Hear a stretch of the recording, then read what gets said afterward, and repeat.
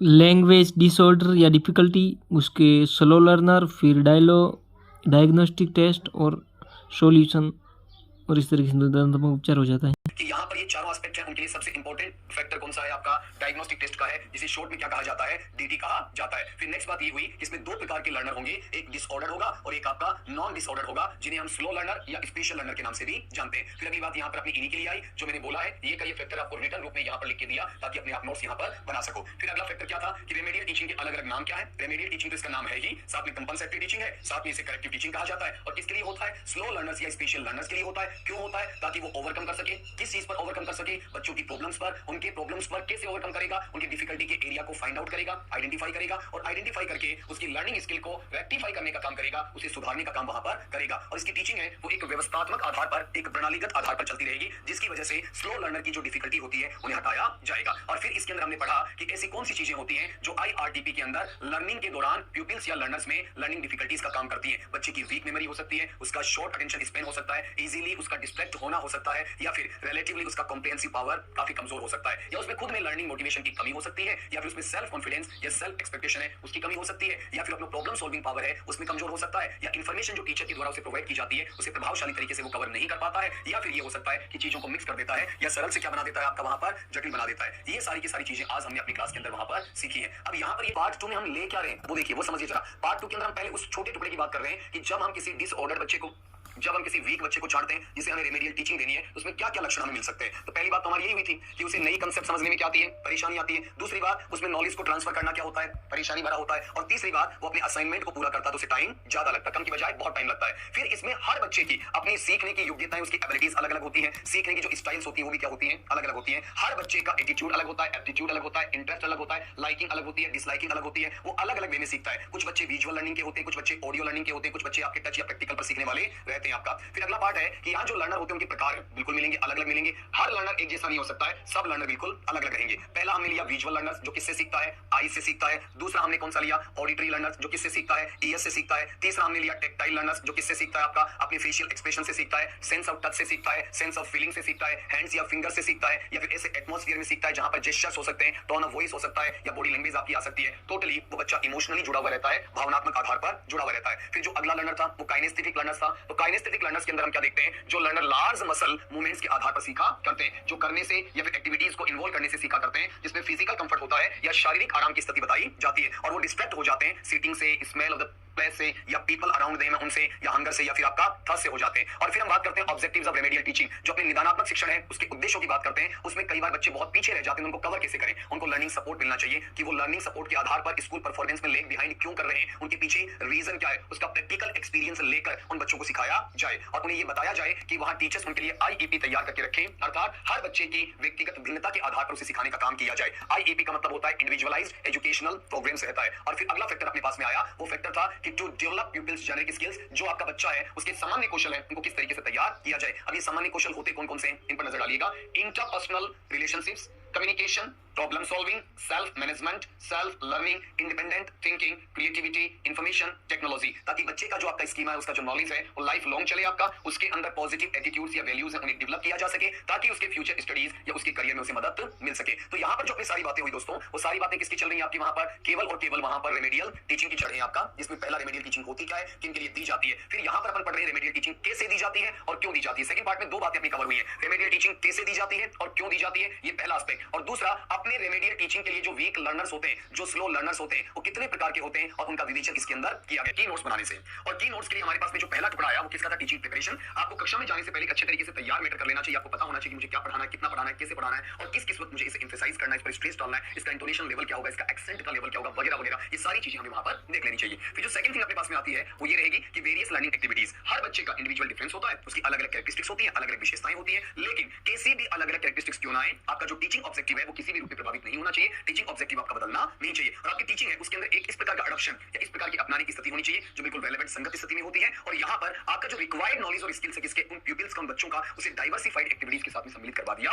जाता है। ठीक है। फिर अगली बात अपने पास क्या आती है? Meaningful learning situations. जिन स्थितियों में आप उन्हें सिखाना चाहते हैं, कुछ उन्हें बताना चाहते हैं, उनका अधिगम करवाना चाहते हैं, तो उनका जो लैंग्वेज एनवायरनमेंट है या उनकी जो भाषा का माहौल होता है, भाषा की जो पद्धति होती है, वो बिल्कुल बड़ी अच्छी होनी चाहिए, या एक उत्तेजित कर देने वाली अवस्था के साथ में जुड़ी हुई होनी चाहिए, जिसमें उनका इंटरेस्ट जागृत हो सके, या उनका लर्निंग या उनका अधिगम है उसका शुरुआती कारण आपके सामने नजर आ सकता है। और फिर जो अपना अगला पैटर्न रहा वो रहा था टीचिंग अप्रोचेस का कि हमारे जो अध्यापन के उपागम है, शिक्षण के उपागम वो कैसे होने चाहिए, कॉन्क्रीट से लेकर एब्स्ट्रैक्ट की तरफ जाने चाहिए, लेकिन मेनर हमेशा सिंपल रहेगा, सीधा साधा रहेगा और बिल्कुल इजी स्टेप्स में या फिर आसान आपके चरणों में माना जाएगा। इसमें क्या होता है, कुछ न्यू कंसेप्ट्स हैं उनको आप ऐड कर सकते हैं और अलग अलग पर्सपेक्टिव के अंदर अलग अलग अप्रोचेस के द्वारा पढ़ाया जा सकता है, बशर्ते इसकी मोटी चीज ये है कि वो बिल्कुल मीनिंगफुल होनी चाहिए, अर्थप्रद होनी चाहिए और साथ में उनके जो इलस्ट्रेशंस होते हैं, उदाहरण होते हैं, वो बिल्कुल आपके रिपीट किए हुए वहां पर रहने चाहिए। फिर अगली बात ये थी इसके अंदर कि जो टीचर्स हैं उन्हें बच्चों को उनके एक्टिव पार्टिसिपेशन के लिए या फिर उनके सक्रिय भागीदारी के लिए बार बार उत्साहित करना चाहिए। उनके लिए वो एड्स की मदद ले सकते हैं, गेम्स की मदद ले सकते हैं या अन्य एक्टिविटीज हैं उनकी मदद भी वहां पर ली जा सकती है। फिर अगला जो पैटर्न अपने पास था वो था क्लियर इंस्ट्रक्शंस का या फिर साफ दिशा निर्देशों का या स्पष्ट दिशा निर्देशों का था, जिसमें एक जो लर्नर है, लर्नर में प्रतिस्पर्धा की कमी हो सकती है या फिर ये कह सकते हैं कि उसके अंदर आपका कॉम्पिटेंस है, कॉम्पिटेंस इतना ज्यादा बनाना भी नहीं चाहिए क्योंकि लर्नर है उसके ऊपर स्ट्रेस आ जाता है, दबाव आ जाता है, तनाव आ जाता है, वो सिचुएशन बिल्कुल भी नहीं होनी चाहिए। बिल्कुल एकदम शॉर्ट, छोटा होना चाहिए, संक्षिप्त होना चाहिए, बहुत ही ब्रेविटी के साथ में, नटशेल के साथ में, ब्रीफ के साथ में होना चाहिए। लेकिन जो इंस्ट्रक्शन आपने दिया है उस इंस्ट्रक्शन में कोई एम्बिग्विटी, अस्पष्टता या अनक्लैरिटी नहीं आनी चाहिए, बल्कि टोटल आपका क्लियर इंस्ट्रक्शन या एक स्पष्ट निर्देश वहां पर मिलना चाहिए। फिर अगली बात जो अपने पास में आती है वो छठी वाली थी, जिसे पर किसका नाम देते हैं आपका वहां पर समराइजेशन का नाम देते हैं। बताओ किसका नाम देंगे आपका समराइजेशन का। समराइजेशन बोले तो उसका संक्षिप्तीकरण किस तरीके से किया जाता है, उसे किस रूप में रखा जा सकता है, कैसे छोटा बनाया जा सकता है, वो हमें समझना होता है। लेकिन इसके साथ साथ में एक डिफरेंट जो अपना काम है वो हमें करना होता है कि बच्चे की जो ऑडियो यानी सुनने की क्षमता है और बच्चे की जो विजुअल देखने की क्षमता है, उसके आधार पर उसने कितना मेमोरी स्टोरेज कर लिया है, कितना स्मरण शक्ति उसको मजबूत किया है, कितना सुना है, कितना देखा है और अपनी नॉलेज में क्या गेन किया है। और जो उसने गेन किया, जो उसने प्राप्त किया, किसको प्राप्त किया, आपका नॉलेज को प्राप्त किया है, ज्ञान को प्राप्त किया है, तो वो ज्ञान है उसको आप क्या करेंगे, एसोसिएट करने की बात करेंगे, उसे अटैच करने की बात करेंगे, जोड़ने की बात करेंगे। और किस किसके साथ में, जो आपका क्लास का नॉलेज है वो किसके साथ जुड़ेगा, लाइफ एक्सपीरियंसेस के साथ जुड़ेगा, जीवन के तजुर्बे के साथ जुड़ेगा, जीवन के अनुभव के साथ वहां पर जुड़ेगा। So as to enhance the effectiveness of learning, ताकि उनकी जो आपकी शिक्षण अधिगम की प्रभावशालीता है उसको देखा जा सके। ठीक है, यानी कुल मिला के सारी चीजें एक ही तरीके से चलती चल रही है और वो सारा का सारा ये कि हमारा पूरा फोकस किस पे होना चाहिए, चाइल्ड पे होना चाहिए। अर्थात हमारी जो एजुकेशन है, हमारी जो टीचिंग है वो किस बेस पे चलेगी, बताओ। देखिए आपका चाइल्ड सेंटर्ड या बाल केंद्रित अवस्था में वहां पर आपकी चलनी चाहिए और उसी के आधार पर वहां पर आ जाएंगे। आज अपने जो कीनोट्स देखे वो 6 देखे और उन 6 कीनोट्स के अंदर एक एक एक्सप्लेनेशन में अंदर के सब कीनोट्स और थे या सब के सब कीनोट्स और थे। ये अपना था रेमेडियल टीचिंग का पार्ट 3। मिलते दोस्तों जल्दी आपका नेक्स्ट चैप्टर में बचे हुए की नोट्स आएंगे। कवर करना है। एक तो था लर्निंग इंटरेस्ट एंड मोटिवेशन, जिसके अंदर एक टीचर बार बार फ्रस्ट्रेशन से अपने काम की वजह से पीड़ित होता है, उसे करिकुलम के अकॉर्डिंग अडेप्ट हो जाना चाहिए, अनुकूल हो जाना चाहिए और अपनी कठिनाइयों के ऊपर उसे विजय प्राप्त कर लेनी चाहिए। फिर 8वां जो कीनोट था वो ये था pupils active participation in class activities. बच्चे हैं उनका वहां पर कक्षा की गतिविधियों के अंदर सक्रिय भागीदारी का हिस्सा नहीं मिलता है। कभी कभार वो सवाल पूछते हैं या उनका नजरिया उसे अभिव्यक्त करने की बात करते हैं, बहुत कम टाइम ऐसा होता है। तो टीचर को चाहिए कि वो धैर्य पूर्वक उन बच्चों को उत्साहित करे, उनका मनोबल बढ़ाए और बढ़ाकर उनका कक्ष के अंदर एक्टिव पार्टिसिपेशन लेकर आ जाए। फिर अगली चीज, focus on the learning process, उनकी सीखने की, उनकी अधिगम की जो प्रक्रिया होती है उस पर उनका केंद्रीय स्तर रहना चाहिए। इसमें जो ट्रांसमिशन ऑफ नॉलेज है, अर्थात केवल ये बात नहीं है कि टीचर को केवल और केवल ज्ञान के स्थानांतरण के ऊपर या ज्ञान का जो आदान प्रदान होता है एक साइड से दूसरी साइड में जाता है, टीचर से स्टूडेंट की तरफ जाता है, केवल उसी पर फोकस उन्हें नहीं करना चाहिए। उनको वहां पर बच्चों के लिए पर्याप्त तौर पर मौके ढूंढने चाहिए जहां बच्चा प्रैक्टिस कर सके और ये पता लगा सके कि उसने क्या सीखा है और बच्चे को अनुमति भी मिल सके कि वो अलग अलग साधनों से, अलग अलग तरीकों से अपनी समस्या का समाधान कर सके। और टीचर्स को ये चाहिए कि वो क्या करें कि जो बच्चे की परफॉर्मेंसेस होती हैं उन परफॉर्मेंसेस का बिल्कुल सही ढंग से, सही तरीके से ऑब्जर्वेशन भी करें और उनकी स्किल्स में निखार लेकर आए। फिर अगली चीज बची थी concern for the performances of individual peoples. व्यक्तिगत तौर पर जो आपके बालक बालिकाएं हैं उनकी प्रस्तुतियां उनके लिए चिंता का विषय बनता है। अर्थात बच्चे होते हैं, उन्हें अलग अलग प्रकार की समस्याएं आ सकती हैं उनकी पढ़ाई के दौरान, तो टीचर्स को सावधानी पूर्वक इस बात का निरीक्षण करना चाहिए कि उनकी अधिगम की प्रक्रिया में जो व्यक्तिगत शिष्य उस क्लास में बैठे हैं उनके लिए क्या तो आवश्यक होता है और अगर आवश्यक है तो उन्हें प्रोवाइड करना चाहिए जो व्यक्तिगत तौर पर निदानात्मक शिक्षण होता है कक्षा के पहले, कक्षा के बाद में या अंतरवेला के दौरान या लंच टाइम के दौरान, ताकि जितना जल्दी हो सके बच्चे अपने अधिगम की बाधाएं हैं उन्हें दूर कर सकते हैं, उन पर निजात पा सकते हैं। कई बार जब आप असाइनमेंट चेक करते हैं तो टीचर को आवश्यकता होती है कि वो बच्चों की कॉमन एरर को नोट करे और उसके बाद में सही कंसेप्ट और सही ज्ञान के साथ में त्वरित तौर पर उनका समाधान भी करवाए। रेमेडियल टीचिंग अगर हम करते हैं, निदानात्मक शिक्षण हम देते हैं, तो हमें किन किन चीजों की आवश्यकता होती है, कौन कौन सी चीजें हमें वहां पर कवर करनी चाहिए। इसमें पहला है एनालिसिस ऑफ प्यूपिल्स, हमें बच्चों का विश्लेषण करना आना चाहिए आपका। उसके बाद अगली चीज है सेटिंग ऑफ टीचिंग ऑब्जेक्टिव, हमारी जो पढ़ाने के उद्देश्य होते हैं उनका भी हमें पता होना चाहिए। साथ में जो पाठ्यक्रम होता है उनके अनुकूलन की बात की जानी चाहिए या अध्यापन की जो सामग्री होती है उसको संगठित अवस्था में रखने की बात होनी चाहिए, या फिर जो हमारी अध्यापन की रणनीतियां हैं या फिर जो व्यू नीति है उसके चयन की बात होनी चाहिए, या साथ में जो समर्थनकारी या समर्थन देने वाली जो सामग्री है उसके दृढ़ निश्चय की बात होनी चाहिए, या उसके टीचिंग या उसके अध्यापन सामग्री या अध्यापन की सामग्री से जुड़ी हुई जो अन्य बातें हैं उनको भी इसमें सम्मिलित किया हुआ रहना चाहिए। फिर हमें करिकुलम के एडेप्टेशन या जो हमारा पाठ्यक्रम होता है उसके अनुकूलन की बात करनी चाहिए। टीचर्स को अपने टीचिंग ऑब्जेक्टिव्स उन्हें सेट रखना चाहिए और वो आसान होने चाहिए जिन्हें आराम के साथ में अचीव किया जा सके।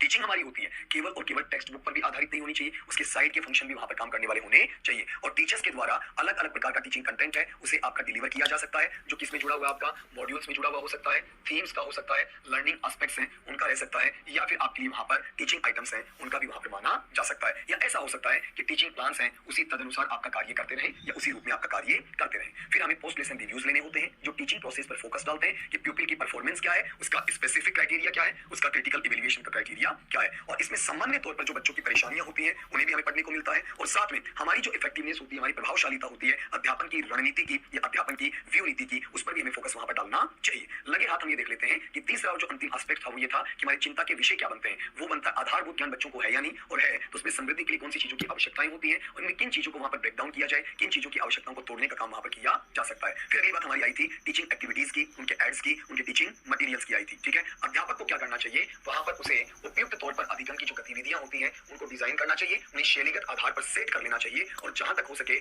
उसका जो टीचिंग का फोकस है वो बिल्कुल एक ही सिरे से एक ही लक्ष्य की तरफ बढ़ता हुआ रहना चाहिए, और उन्हें जब शुरू करना होता है तो उनका आधार बिल्कुल लो स्टार्टिंग पॉइंट से होना चाहिए, छोटी छोटी स्टेप्स में आना चाहिए, भिन्न भिन्न प्रकार की गतिविधियों में भी आपका होना चाहिए, और त्वरित तौर पर मिलने वाला उसका फीडबैक होना चाहिए। इसके लिए टीचर्स को उत्साहित किया जाना चाहिए कि वो जो बच्चे होते हैं उन्हें वो इंकरेज करे, उन्हें पार्टिसिपेशन लेने के लिए प्रेरित करे, ताकि उनकी अधिगम की जो प्रक्रिया होती है उस पर वो अपनी मास्टरी दक्षता हासिल कर सके, विभिन्न प्रकार के कौशल हैं उन्हें प्राप्त कर सके, और एक साथ ऐसी सारी चीजों को वहां पर वो कवर भी कर सके। फिर अगली चीज अपन इसमें लेते हैं, वो जो अपना पैटर्न रहेगा वो पैटर्न यहाँ पर ये रहता है डाइवर्सिफाइड टीचिंग वाला मैनर, और जो डाइवर्सिफाइड टीचिंग वाला मैनर आता है उस मैनर के अंदर हमें पता ये है कि हमारे पास में अलग अलग एक्टिविटीज हो सकती है। कौन सी? सिचुएशनल टीचिंग पहला, कॉम्पिटिशन दूसरा, कॉलेक्शन ऑफ इंफॉर्मेशन तीसरा, डिस्कशन चौथा, ओरल रिपोर्टिंग पांचवा, गेम्स छठा, टॉपिकल रिसर्च सातवां, प्रोडक्शन ऑफ ग्राफ्स आठवां, फिगर्स नौवां, मॉडल्स 10वां, रोल प्ले आपका 11वां, रिकॉर्डिंग आपका 12वां, आपका 13वां, एक्सपेरिमेंट्स आपका 14वां। इसमें हमें रीइंफोर्स या पुनर्बलित करने का मौका भी मिलता है, इन चीजों के साथ में हमें देखने को मिलता है। लेकिन हमें यह ध्यान रखना है कि टीचर्स को अपने विवेक के आधार पर, अपनी समझदारी के आधार पर क्या करना पड़ेगा, वहां पर इन चीजों को डाइवर्सिफाई नेचर में रखना पड़ेगा, और रखकर जो कॉन्क्रीट ऑब्जेक्ट्स होते हैं उनको टीचिंग एड्स के तौर पर काम में लेना पड़ेगा, जैसे फिगर्स हो सकते हैं, मॉडल्स हो सकते हैं, वर्ड कार्ड्स हो सकते हैं, नंबर कार्ड्स हो सकते हैं, ऑडियो विजुअल इक्विपमेंट आपके हो सकते हैं, टेप रिकॉर्डर हो सकते हैं, हेडसेट हो सकते हैं, वायर फ्री इंडक्शन लूप आपके वहां पर रह सकते हैं, उनके सिस्टम के तौर पर उन्हें देखा जा सकता है, या मल्टीमीडिया टीचिंग एड्स भी वहां पर आपके रह सकते हैं। अब ये जो मैंने आपके पास में आया, इन सारी चीजों में हमने एक ही चीज ग्राह्य तौर पर देखी है, और वो कौन सी देखी है आपका, कि जब भी आप वहां पर रेमेडियल टीचिंग की बात करते हैं उसकी कीनोट्स हैं जो पिछली क्लास में हमने 6 देखे थे, और यहाँ इसमें 4 और ऐड कर दिए। 4 और ऐड करने के बाद में अगली बात हमारी आई, एंड इसकी क्या प्रोसेस होती है और किस पर फोकस करना चाहिए, किन चीज़ों से दूरी बनानी चाहिए, इस सब का हमें यह ज्ञान प्राप्त हुआ है। कि टीचर को टीचिंग एड्स है उनको डिजाइन करना, उनको यूज करना चाहिए, तो उनका जो डिजाइन है, उनका ऑर्गेनाइजेशन है टीचिंग मटेरियल का, वो केवल और केवल बाल केंद्रित और शिष्य केंद्रित होना चाहिए। अगली बात, हमें लर्निंग एनवायरनमेंट है उसकी सेटिंग लेनी चाहिए कि उनका सीट अरेंजमेंट कैसा है, फ्लेक्सिबिलिटी कितनी है, स्पेसिफिक टीचिंग पर्पस क्या है, डिस्कशंस कैसे होते हैं, पीयर ग्रुप है हमारी मदद कैसे करते हैं। फिर अगली बात इसके अंदर कि जो टीचर्स हैं उन्हें प्रिपेयर क्या करना चाहिए, rich pleasant comfortable learning environment को, जिसमें वो किसको शामिल कर सकते हैं, एक सेटअप को शामिल कर सकते हैं जो सेल्फ लर्निंग कॉर्नर का होता है, बुक कॉर्नर का होता है, टॉय कॉर्नर का होता है, साइंस कॉर्नर का होता है, प्राइज कॉर्नर का होता है, स्टेशनरी और लर्निंग रिसोर्सेज कॉर्नर का होता है, जो क्या करता है, उन्हें प्यूपिल्स के इंटरेस्ट में इनकिंडल करने का काम करता है। फिर वो डिस्प्ले किसको करते हैं, the teaching materials of the week, या फिर लर्निंग आउटकम्स को, या फिर प्रोडक्ट्स ऑफ द प्यूपिल्स को करते हैं। फिर रेमेडियल टीचिंग की स्ट्रेटजीज होती हैं वो बिल्कुल कन्वीनियंट होनी चाहिए, एंडफुल होनी चाहिए, जिसमें पहला IEP इंडिविजुअलाइज्ड एजुकेशनल प्रोग्राम है, व्यक्ति आधारित शैक्षिक कार्यक्रम है, जिसमें हमें पुनर्बलन की आवश्यकता पड़ती है। इसमें बच्चों के पोटेंशियल्स को डेवलप किया जाता है, अपने जो ऑब्जेक्टिव्स होते हैं उन्हें अचीव करने की बात कही जाती है, लर्निंग स्टेप्स या एक्टिविटीज को आजमाया जाता है, और साथ में इनमें छोटे समूह में या व्यक्तिगत तौर पर भी अध्ययन करवाया जाता है, जिसमें रेमेडियल टीचर्स की बात आ सकती है, ठीक है, संबंध में दूसरे टीचर्स की बात आ सकती है, स्टूडेंट के गाइडेंस की बात आ सकती है, उनके ऑफिसर्स या टीचर्स की बात हो सकती है, पेरेंट्स की बात हो सकती है, या फिर प्यूपिल्स की बात भी हो सकती है। लेकिन ये ध्यान रखिएगा कि रेमेडियल टीचर्स को जो मीटिंग होल्ड करनी होती है वो एक रेगुलर बेसिस पे होती है, ताकि उनकी इफेक्टिवनेस या उनकी प्रभावशालीता है उसको बरकरार रखा जा सके, उसका मूल्यांकन वहां पर किया जा सके, और वो जो ओपिनियंस अपनी गेदर करते हैं वो ओपिनियंस आपका रिफाइनमेंट या परिष्कृतिकरण के लिए होनी चाहिए। फिर हमें PSP चाहिए, पीयर सपोर्टिंग प्रोग्राम चाहिए, जिसमें रेमेडियल टीचर्स उन बच्चों को ट्रेन अप करेंगे, ये टीचर्स लिटिल टीचर्स कहलाएंगे, इनमें ग्रुप टीचिंग हो सकती है, सेल्फ स्टडी के सेशंस निकाले जा सकते हैं, बच्चों के द्वारा कम्युनिकेशन और कोऑपरेशन की स्किल्स है उनको बढ़ावा दिया जाता है, ताकि उनमें इंटरपर्सनल रिलेशनशिप रीइंफोर्स हो सके, उसे बढ़ावा मिल सके, पुनर्बलित हो सके। फिर हमारे प्रोग्राम की इफेक्टिवनेस को इनहांस करने के लिए रेमेडियल टीचर्स को इन प्यूपिल्स को ट्रेनिंग देने का काम सौंपा जाता है, जो पहले से इस काम से संबंधित रहते हैं और साथ में नियमित तौर पर रिव्यूज भी देने का काम करते हैं। हालांकि अगर साधारण तौर पर कहूं तो ये चीजें हैं वो लोअर ग्रेड के विद्यार्थी विद्यार्थियों के लिए नहीं होती हैं, बल्कि अपर ग्रेड या हायर ग्रेड के विद्यार्थियों के लिए मानी जाती हैं। फिर अगला टर्म आता है इसका रिवार्ड स्कीम का, ठीक है, अर्थात पुरस्कार की योजना का आता है। इसके पुरस्कार की योजना के जो इफेक्ट होते हैं वो हमेशा से पॉजिटिव इफेक्ट माने जाते हैं, जिसमें प्यूपिल्स मोटिवेशन शामिल होता है, प्यूपिल्स को गाइडिंग करने का काम किया जाता है, कल्टीवेट या विकसित करने की बात बताई जाती है, उसके सेटिस्फेक्शन या संतुष्टि की बात भी वहां पर बताई जाती है। फिर जो हैंडलिंग है वो हैंडलिंग बिहेवियर का है, जो टोटली ऑब्जर्वेशन में हमारी मदद करता है। फिर अगली चीज ये है कि प्यूपिल्स हैं उस बिहेवियर का परिणाम क्या निकलेगा उसे समझते हैं कि खुद पर तो क्या प्रभाव पड़ेगा और दूसरों पर क्या प्रभाव पड़ेगा, और इसकी वजह से वो पेरेंट्स के साथ में भी क्लोज कांटेक्ट में होते हैं ताकि उस बच्चे की व्यवहारगत समस्याओं का निदान निकाला जा सके। और यहाँ पर प्यूपिल्स हैं वो क्या करते हैं, एक आत्म जो विश्वास की स्थिति होती है उसका चित्रण करने का काम करते हैं और एक स्वस्थ तौर पर अपने आत्मचित्रण की स्थिति को बताने का काम भी करते हैं। Last but not the least सबसे बड़ी चीज ये है कि इसमें पॉजिटिव रीइंफोर्समेंट या सकारात्मक पुनर्बलन दिया जाता है और वो उनके अच्छे व्यवहार की वजह से होता है, और यहाँ पर दुर्व्यवहार से उन्हें दूर रखा जाता है, ये उन्हें बचाया जाता है। एक छोटा सा सेक्शन जो हमारा रेमेडियल टीचिंग का बचा हुआ था जिसको हमने पूरा किया रेमेडियल टीचिंग के अपने सेक्शन नंबर 5 के अंदर, इसका एक क्वेश्चन डेफिनेट रहेगा। 5 टुकड़ों में आपको पढ़ाया है, कई बार इसके 2 से 3 क्वेश्चन तक भी पूछे जा सकते हैं। बड़ा ही इजी पार्ट होता है, आपको ये देखना है कि आपके क्लासरूम के अंदर कौन से बच्चे कमजोर हैं जिसे आपने अलग से छांट लिया, उन्हें छोटे समूह में पढ़ा सकते हैं या फिर इंडिविजुअली अकेले भी पढ़ाया जा सकता है। तो इन 5 वीडियोस के अंदर रेमेडियल टीचिंग का इतना मटेरियल आपको मिल चुका है कि आपके पेपर के अंदर तो इससे बाहर नहीं जाएगा।